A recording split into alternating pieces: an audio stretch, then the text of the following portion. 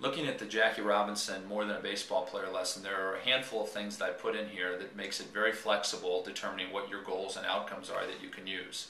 One part of the lesson, I have students develop who their role model is, and they complete a role model handout which is attached into the lesson. This is really important, I think, very crucial to the lesson, because it lets students start thinking individually, who is my role model? Mom, dad, grandma, grandpa, someone from pop culture, maybe a famous historian or someone else, and then it lets them, I think, segue from who their role model is to kind of compare and contrast that to why Jackie was so important.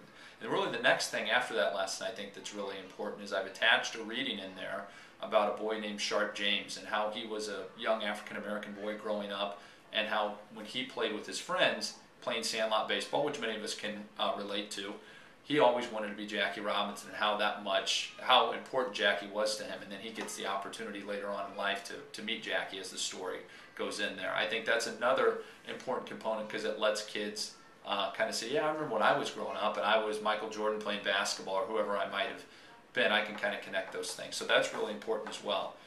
Another element in the lesson that is something you can use or not use determining is I have a clip from Ken Burns' Baseball, a very famous video or DVD series, determining what you have. And there's a segment on one of the video or DVD tapes or clips that's called Up in the Race. That segment's about 15 minutes, I think, maybe a little shorter. That's a really good segment getting into what Jackie does athletically and some of the things that he dealt with there, that really lets the kids see why he was such a role model. Not crucial to have, but the kids like seeing baseball, and I think that's something that can be helpful. And then finally, at the end, the last part of the lesson I have the students look at are some primary source documents of Jackie Robinson. Now, determining whether or not your students know the difference between primary and secondary sources, the day 2 part of my lesson has them do an activity differentiating between the two. If they know the difference, jump to day 3, and then you can get right into looking at those sources. Some of them are pictures, some of them are letters that were written to President Eisenhower and Kennedy that get into civil rights things. Do you have to do all 6? No, but it's sometimes good to give kids a wide representation of kind of what Jackie did. And then concluding with the lesson, the last thing I had the kids do is, we've talked and kids see that Jackie Robinson is important. They kind of reach that conclusion, and ask them, is there anyone today in their society, in their time, that they see as kind of that iconic figure like Jackie Robinson was in the 1940s and 1950s? Is there someone today that is breaking barriers?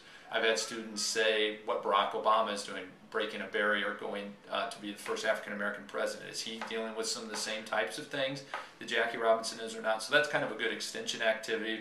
Once again, I don't know if it's mandatory to do, but I like to have my kids say, why did I learn this today, and how can I connect it to something that's going on currently? So I think that's a good extension part that goes in. The beauty of the lesson, I think, it's very flexible. You can say, I just want to show the video clips, and I want them to go connect it right to the current role model today, or maybe I just want to talk about the role model aspect, or maybe I just want the kids to see some primary sources of Jackie. So I think it's very flexible, and it gives you plenty of opportunities to determine if I want this to be a 1-day lesson or maybe a 2 or 3-day lesson.